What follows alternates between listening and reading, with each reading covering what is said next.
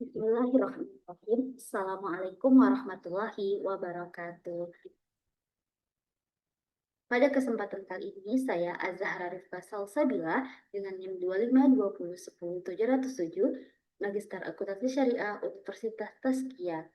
Saya akan membahas mengenai salah satu standar akuntansi keuangan syariah di Indonesia, yaitu PSAK 409 yang membahas mengenai akuntansi, zakat, infak, dan sedekah. Adapun pembahasan pada video kali ini yaitu perubahan PSAK 109 menjadi PSAK 409, kemudian Fatwa DSN MUI, kemudian tujuan PSAK 409, ruang lingkup, karakteristik, definisi istilah, akuntansi zakat, akuntansi infak dan sedekah, ilustrasi jurnal, serta contoh implementasi. Adapun sejarah ataupun transformasi dari PSAK 109 ke PSAK 409 yaitu sebagai berikut. Pada tahun 2010, PSAK 109 disahkan oleh DSAS IAI. Kemudian pada tahun 2022, pada bulan Mei, dilakukan revisi pada konten dan judul. Revisi dilakukan pada rujukan nilai wajar, aset non-keuangan, sedekah jasa, dan perubahan judul standar. Kemudian pada bulan Agustus tahun 2022, DSN MUI menerbitkan surat kesesuaian syariah untuk PSAK 109 hasil revisi tahun 2022. Kemudian pada Desember 2022 dilakukannya perubahan nomor ke PSAK 409, yang mana semua standar akuntansi keuangan syariah yang awalnya dimulai dari angka 100 diganti menjadi angka 4 ataupun 400. Perubahan nomor standar ini untuk mensinkronisasi sistem akuntansi syariah baik global ataupun nasional. Kemudian pada bulan Januari tahun 2023 disempurnakan editorialnya perbaikan pada contoh ilustrasi untuk memperjelas implementasi teknis bagi praktisi akuntansi.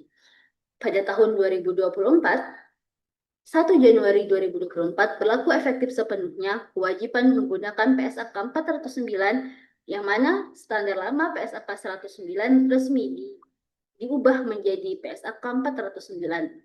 Adapun beberapa perubahan istilah teknis pada PSAK 109 yang berubah menjadi 409. Pada PSAK 109 laporan perubahan dana, kemudian pada PSAK 409 diganti nomenklaturnya menjadi laporan aktivitas. Saldo dana diganti menjadi aset neto, kemudian laporan perubahan aset kelolaan itu disajikan dalam catatan atas laporan keuangan atau CALK.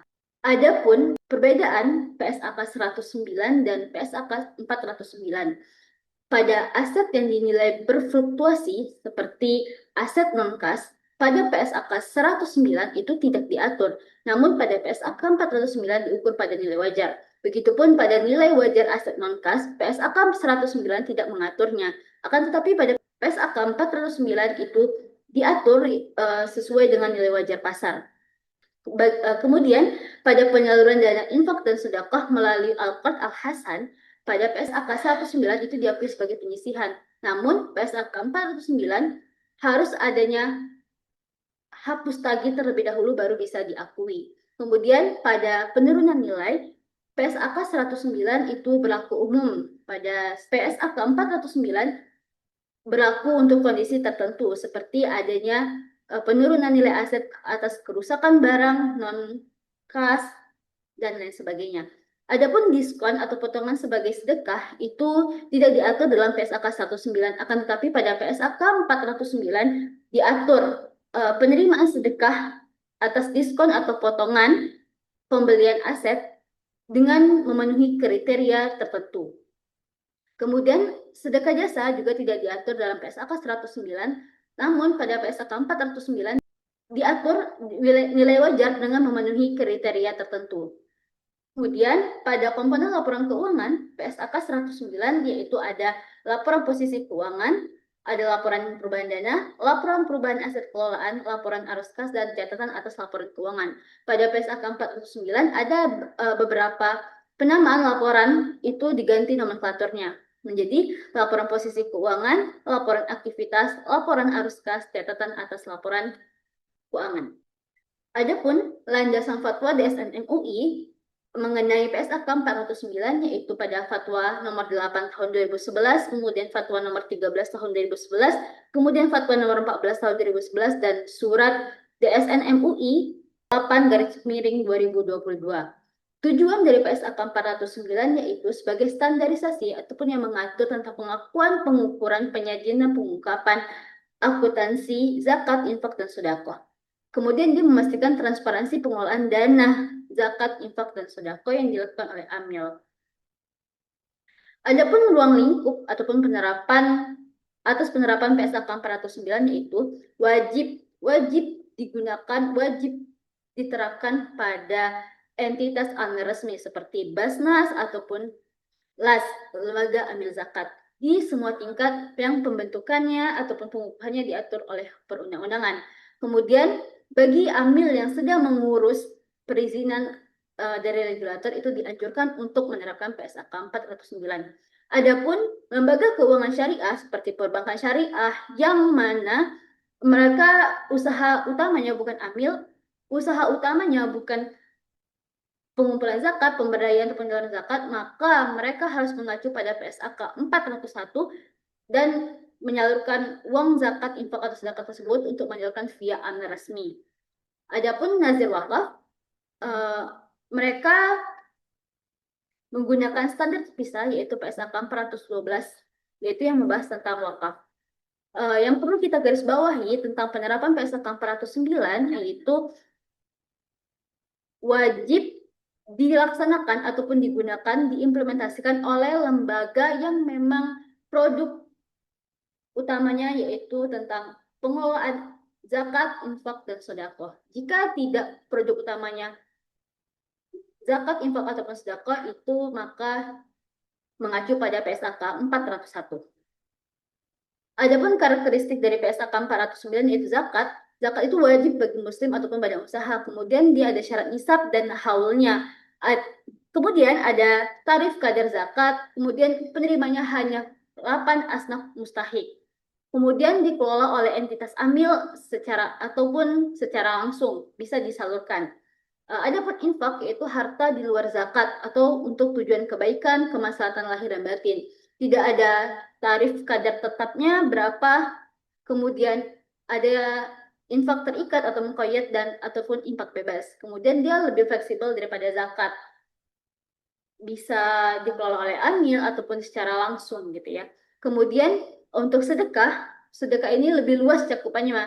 Kemudian sedekah itu bisa berbentuk materi, uang, ataupun bisa berbentuk jasa, ataupun bisa berbentuk barang.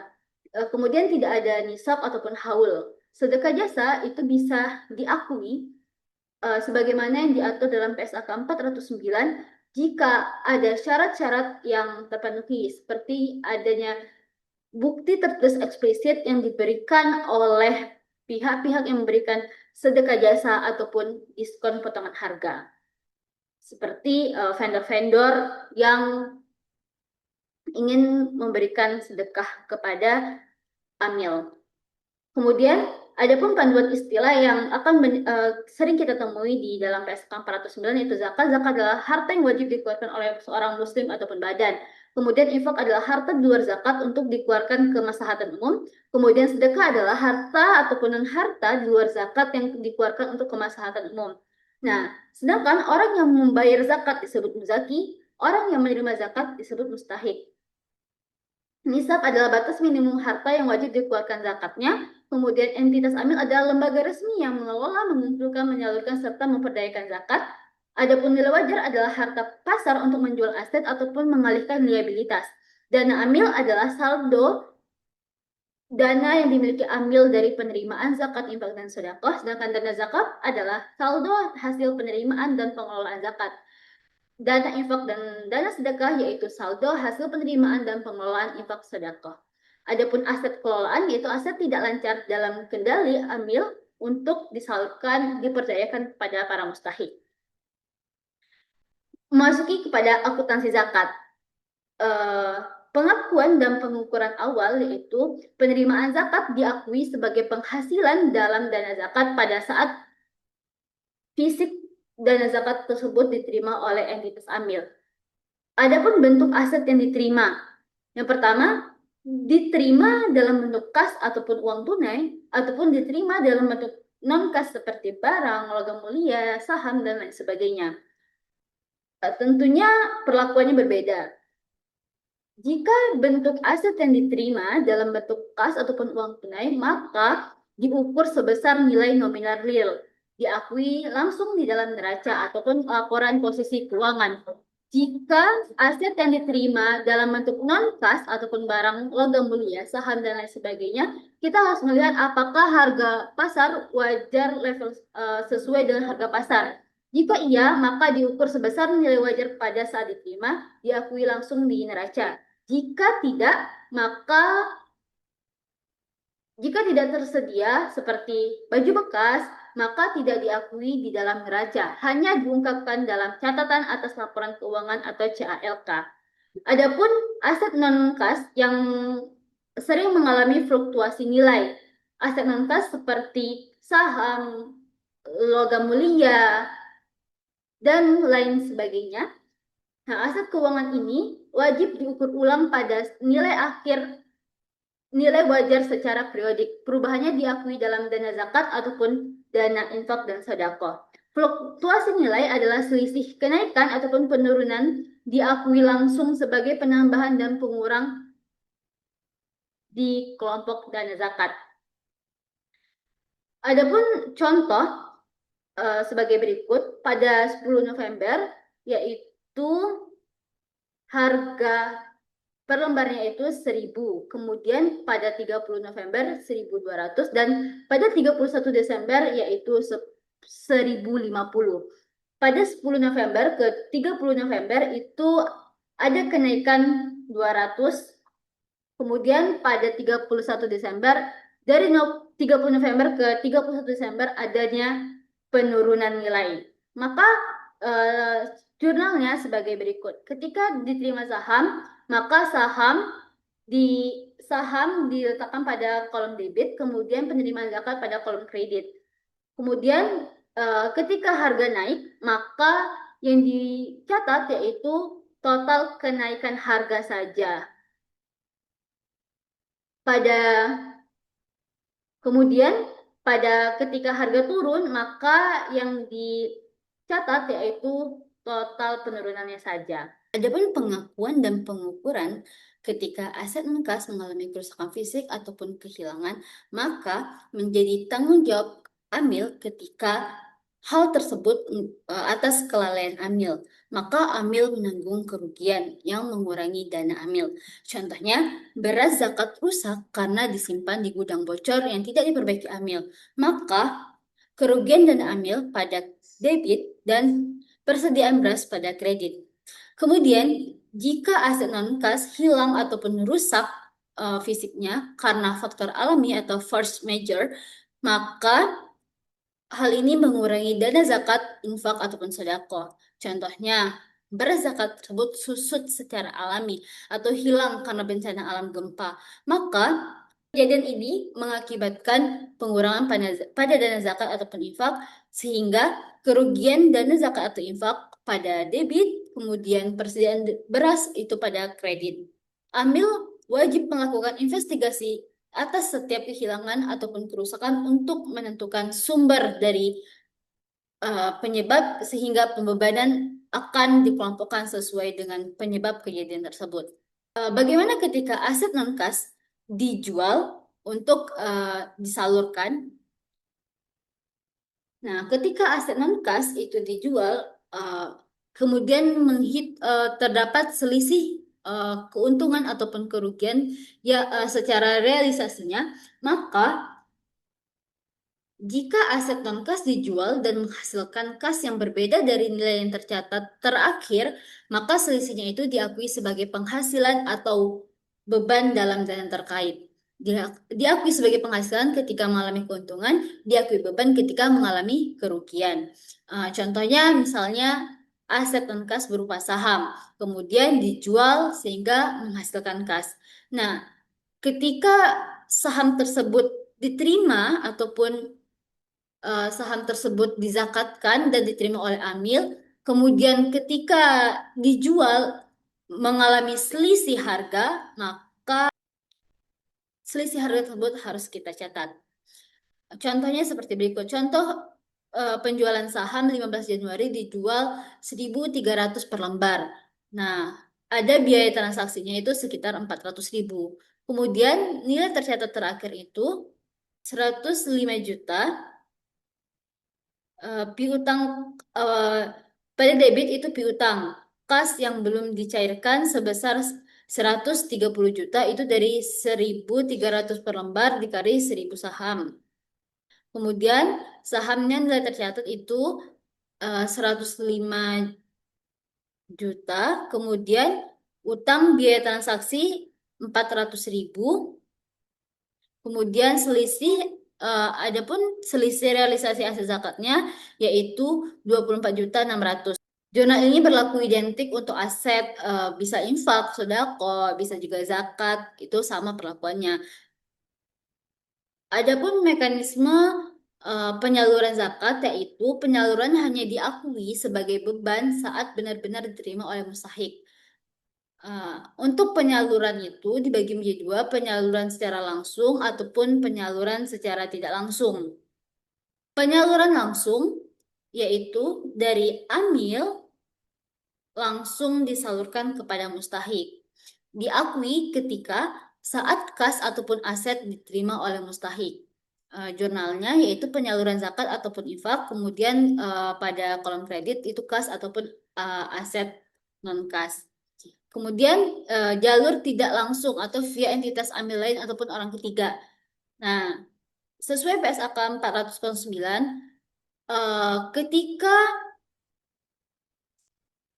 terdapatnya amil perantara ataupun orang ketiga, maka tidak bisa langsung diakui sebagai penyaluran, tapi dicatat terlebih dahulu sebagai piutang. Contohnya, misalnya amil amil di sini misalnya Basnas RI, kemudian amil perantara di sini Basnas daerah. Kemudian saat ditransfer titip misalnya 500 juta, piutang penyaluran pada kolom debit itu dibuatnya piutang penyaluran zakat sebesar 500 juta dan pada kas 500 juta. Kemudian masih dianggap piutang sampai zakat tersebut diterima oleh mustahik, baru bisa dilaporkan sebagai penyaluran zakat 500 juta terhadap piutang penyaluran zakat 500 juta. Baru diakui sebagai beban. Adapun ilustrasinya sebagai berikut. Basnas A menyalurkan zakat sebesar 40 juta, yaitu beasiswa untuk 20 orang dengan masing-masing 2 juta. Kemudian menyerahkan kepada Basnas B ke mustahik non amil 31 Oktober tahun 2022. Pencatatannya, maka Basnas A mencatat yaitu piutang piutang penyaluran zakat yaitu sebesar 40 juta pada kas 40 juta. Kemudian setelah zakat tersebut disalurkan oleh Basnas B kepada mustahik, maka Basnas A baru bisa mencatat penyaluran zakat sebesar 40 juta pada piutang penyaluran zakat sebesar 40 juta. Kemudian pencatatan Basnas B yaitu kas sebesar 40 juta pada liabilitas penyaluran, kemudian setelah disalurkan baru liabilitas penyaluran pada kas. Lalu bagaimana dengan perlakuan penyaluran aset kelolaan? Jadi aset kelolaan di sini adalah bentuk aset tidak lancar seperti rumah sakit ataupun ambulan ataupun sekolah yang didanai dari zakat, infak ataupun sedekah yang digunakan untuk kepentingan ataupun kemaslahatan mustahik gitu, kemaslahatan bersama. Nah, zakat tersebut itu disalurkan dalam bentuk aset kelolaan. Yang pertama, jika aset kelolaan tersebut dikelola ataupun dikendalikan oleh amil, maka diakui secara bertahap melalui biaya penyusutan. Penyaluran diakui bertahap sebesar biaya penyusutan amortisasi tahunan itu merujuk pada PSAK 216. Contohnya misalnya membeli ambulans 500 juta. Penyusutan selama 5 tahun. Maka aset kelolaannya pada kolom debit itu 500 juta, kreditnya 500, kas 500 juta. Setiap akhir tahun dilakukan akumulasi penyusutan, yaitu alokasi pemanfaatan beban itu 100 juta, kemudian akumulasi penyusutan 1 juta. Terus dilakukan hingga habis masa manfaat gitu. Kemudian tidak dikendalikan oleh amil atau diserahkan penuh kepada pihak ketiga, misalnya rumah sakit umum gitu. Langsung diakui ketika diserahkan kepada pihak ketiga ataupun tidak dikendalikan oleh amil, maka langsung diakui sebagai beban penyaluran sekaligus tanpa pada saat diserahkan. Jurnalnya tentunya penyaluran zakat atau infak, kas atau aset kelolaan. Lalu bagaimana dengan pengukuran dan pengakuan pada infak dan sedekah? Nah, penerimaan infak atau sedekah itu dibagi menjadi dua juga, melalui kas atau uang tunai, kemudian atau aset non kas. Jika kas, maka diukur melalui nilai nominal, langsung diakui sebagai penghasilan dana infak dan sedekah. Kalau misalnya non tunai, maka diukur pada nilai wajar atau harga pasar. Jika barang tersebut tidak tersedia harga pasarnya, maka contohnya seperti pakaian bekas tanpa adanya harga standar, maka aset tersebut diakui hanya diungkapkan di CAL, di catatan atas laporan keuangan, tidak diakui di neraca keuangan. Untuk aset non-kas yang mengalami fluktuasi nilai, itu sama seperti dana zakat yang telah kita bahas tadi, maka aset tersebut wajib diukur ulang pada nilai wajar setiap periodiknya. Lalu, bagaimana dengan pengakuan kerusakan fisik ataupun kehilangan?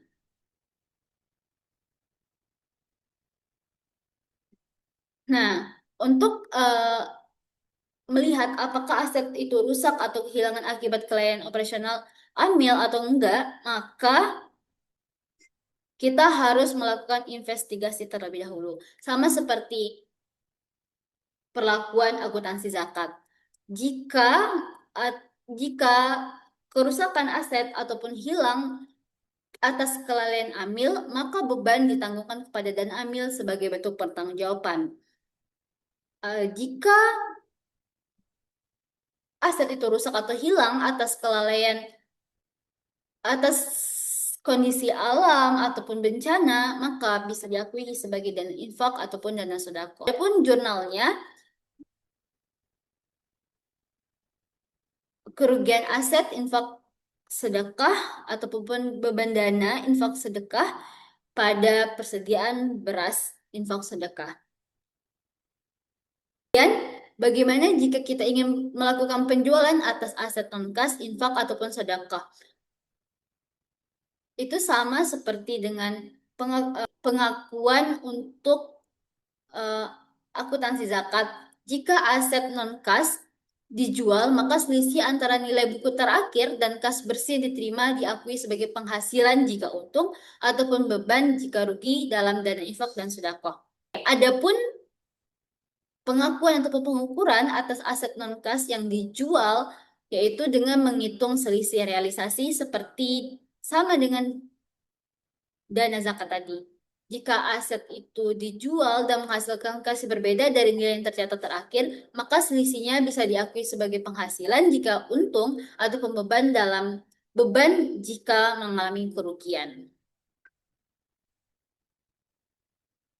Nah, untuk akuntansi infak dan sedekah itu ada penambahan pada PSAK 409, yaitu adanya pengaturan tentang diskon dan potongan pembelian.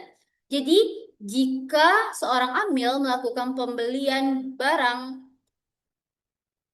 ataupun aset untuk disalurkan, maka jika pembelian barang tersebut mendapatkan diskon pembelian barang, maka bisa diakui sebagai penerimaan sedekah dengan syarat mutlak harus ada pernyataan tertulis dari penjual bahwa diskon tersebut diniatkan sebagai sedekah. Contohnya, Amil membeli laptop untuk operasional kegiatan atau dimanfaatkan oleh Amil dengan harga normal 30 juta, kemudian diskon 6 juta. Nah, penjual harus membuat invoice diskon 6 juta adalah sedekah kami gitu. Nah, lalu baru bisa diakui. Adapun syarat-syarat pengakuannya yaitu barang ataupun jasa dibeli untuk kepentingan mustahik ataupun operasional Amil. Kemudian wajib ada pernyataan eksplisit secara tertulis dari penjual bahwa diskon tersebut itu diniatkan sebagai sedekah. Nah, jika tidak ada ini maka tidak dapat dikategorikan sebagai diskon atau potongan pembelian. Maka dicatat itu sebagai harga net saja. Kemudian pada PSAK 409 juga diatur khusus untuk dana infak dan sedekah yaitu sedekah jasa.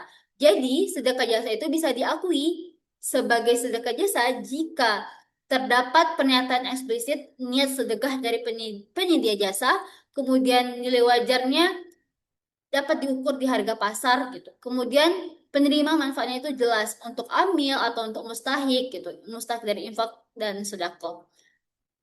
Nah, contohnya amil itu menerima jasa gratis seperti jasa ekspedisi bantuan bencana, iklan billboard gratis gitu.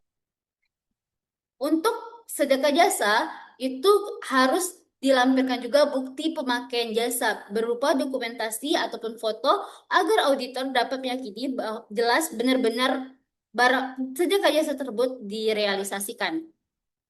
Kemudian bagaimana penyaluran aset kelolaan? Aset kelolaan ataupun aset tidak lancar bisa berupa rumah sakit, ambulans, sekolah, ataupun hal-hal yang didanai oleh zakat infak yang digunakan oleh mustahik. Nah, sama seperti zakat, jika dikelola atau dikendalikan oleh amil, maka diakui secara bertahap melalui biaya penyusutan. Jika tidak dikendalikan oleh amil, maka diserahkan sepenuhnya kepada pihak ketiga, maka diakui sebagai beban penyaluran sekaligus pada saat diserahkan. Adapun skemanya, munfik ataupun orang yang melakukan infak kemudian mendapat diskon potongan dan penerima manfaat, misalnya amil, maka masuk ke dalam dana amil. Jika yang menerima manfaat selain amil, maka masuk ke dana infak ataupun sodakoh.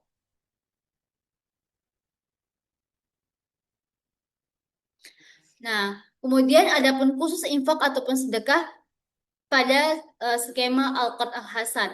Jadi, pada PSAK 409 juga baru khusus membahas tentang skema Al-Qard Al-Hasan, yaitu hanya berlaku pada dana infak ataupun sedekah dan diakui sebagai beban penyaluran hanya pada saat dilakukan hapus tagih atau tidak boleh menggunakan percadangan piutang tak tertagih.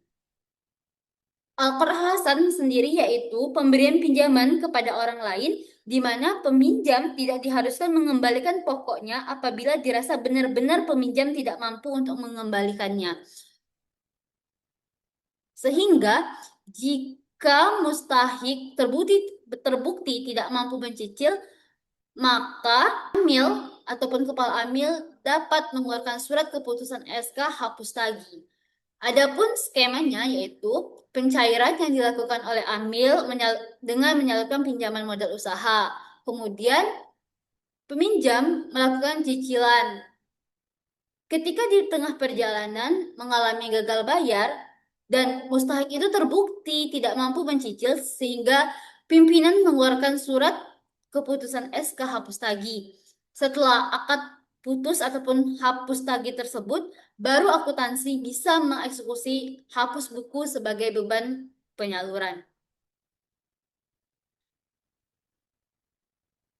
Contohnya yaitu contoh jurnalnya pada saat pencairan piutang 400 juta pada kolom debit, kemudian kas 400 juta pada kolom kredit. Nah, ketika cicilan kas 300 juta pada debit, kemudian piutang 300 juta pada kredit. Nah, ketika macet ataupun dan SK penetapan dikeluarkan oleh Amil ataupun untuk hapus tagih dan hapus buku, eh, penghapusan Alkot Hasan sebesar 100 juta, kemudian piutang Alkotnya sebesar 100 juta.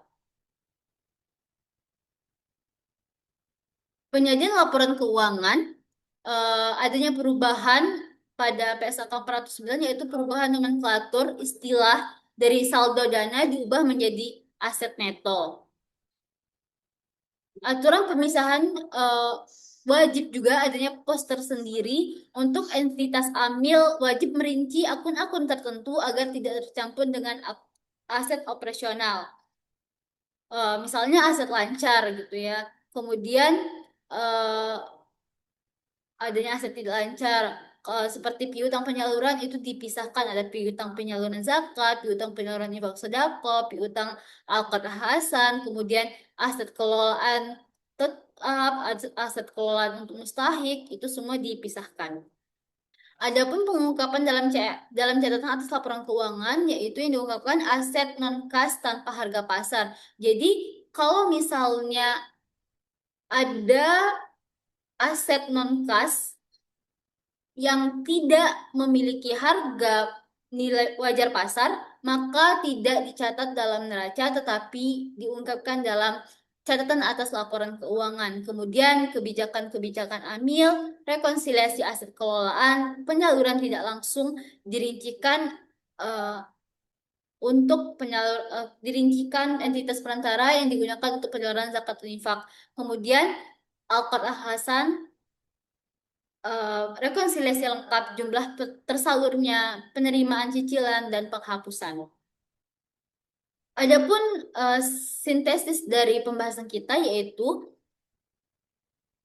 pengukuran awal zakat itu untuk kas dicatat sebagai nilai nominal, kemudian non kas itu dilihat dari harga wajar pasar. Begitu juga dengan infak dan sedekah, kas nominal, non kas itu harga wajar pasar. Ketika fluktuasi aset non-kas diakui dalam dana zakat, dan kalau infak dan sedekah itu juga diakui dalam dana infak dan sedekah. Syukran kasiran. Wassalamualaikum warahmatullahi wabarakatuh.